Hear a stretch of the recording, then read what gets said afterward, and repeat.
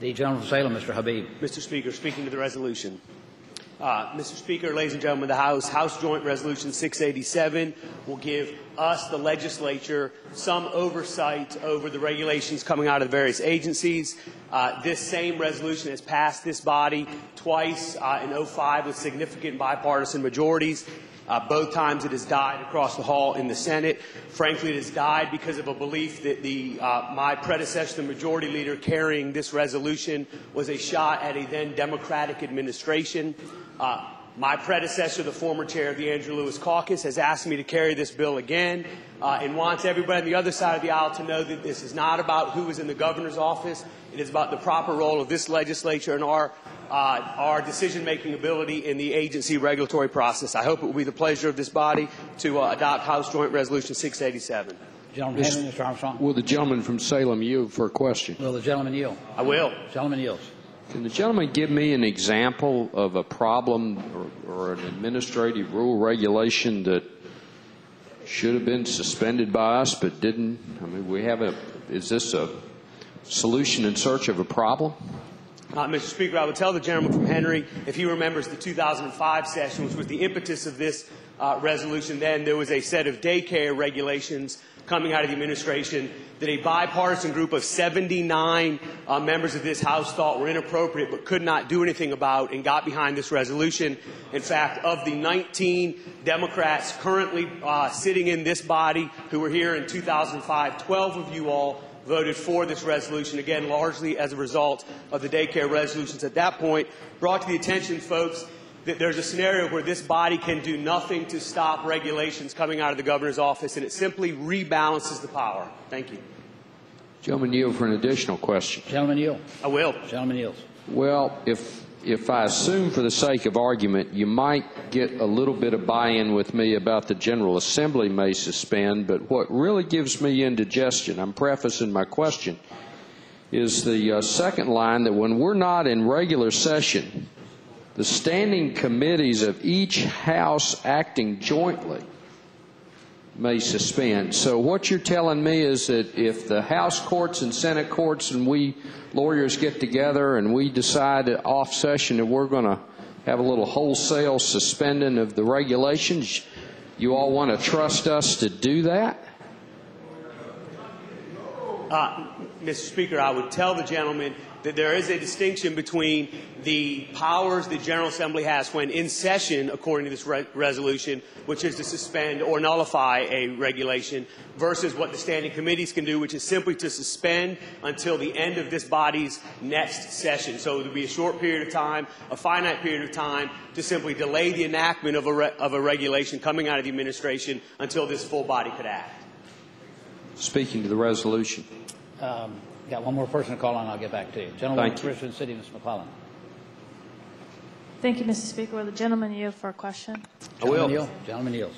Thank you, Mr. Speaker. I'd ask the gentleman, in addition to the administrative agencies under the executive branch, does this resolution also apply to independent agencies such as the State Corporation Commission? Mr. Speaker, I would tell the gentlewoman that the language of the resolution says any administrative rule or regulation. Mr. Speaker, speaking to the bill at the appropriate time. I beg your pardon? Speaking to the resolution at the appropriate time. Gentleman from Henry, Mr. Armstrong. Well, briefly, I think I made most of my points with the gentleman. I am very concerned about any committees of this General Assembly, which you all know in the off season, sometimes we barely have a quorum, and we're going to get together and be able to suspend an administrative rule or regulation. That gives me a little pause and a little bit of concern. I know as soon as I stand up, automatically I make this thing radioactive and partisan. I can assure you it is not. It doesn't matter to me whether or not the guy upstairs is Democrat or Republican. I think that we are making a serious change in the way we separate the branches of government in this state, and the gentleman from Henry is real nervous, Mr. Speaker. Gentleman from Richmond City, Ms. McClellan.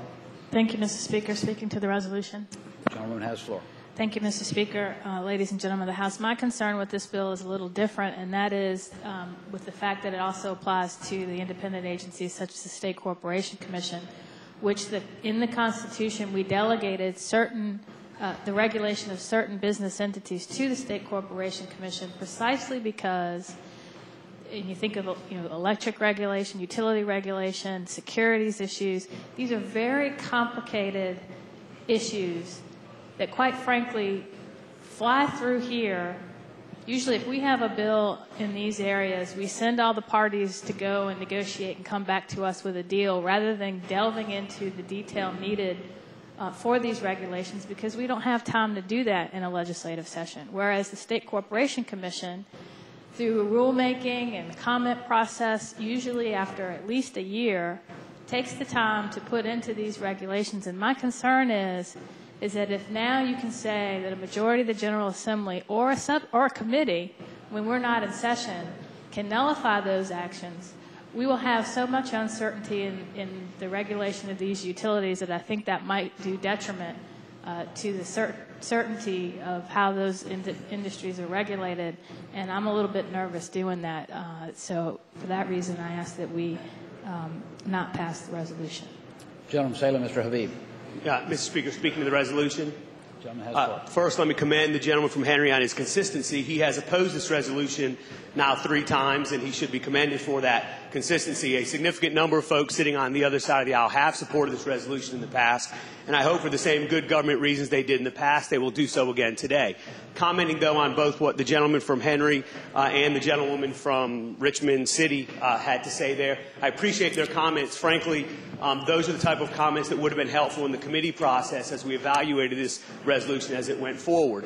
Both of those issues are issues that can and may be addressed on the Senate side. As I said before, this resolution has gone before the other body twice before and not passed. So those may be the issues standing in the way of passage this time.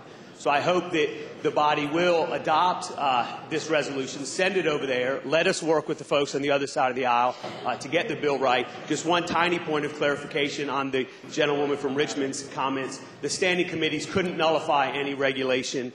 They could simply suspend until the full body came together and took it up. So with those thoughts, I hope the body will adopt the resolution. Thank you. Mr. Speaker. Gentleman from Henry. Rise for a motion. Gentleman may state it. I move that HJ687 be re-referred to the Committee on Privileges and Elections. Speaking to the motion. Gentleman has the floor.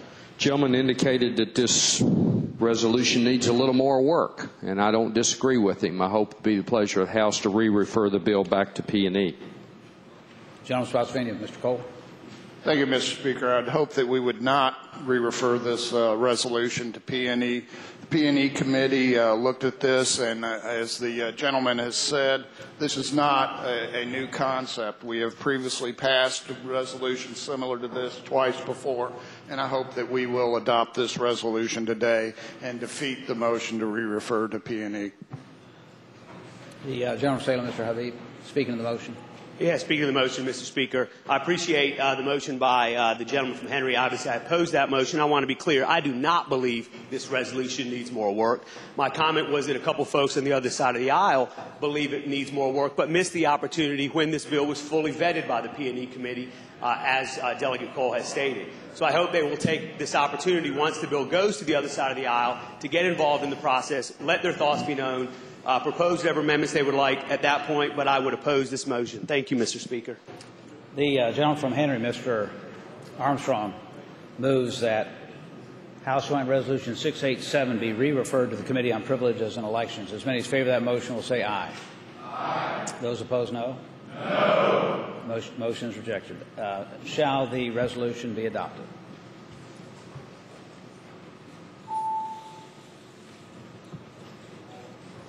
Clerk will close the roll. Ayes 66, noes 32. Ayes 66, noes 32. The resolution is adopted.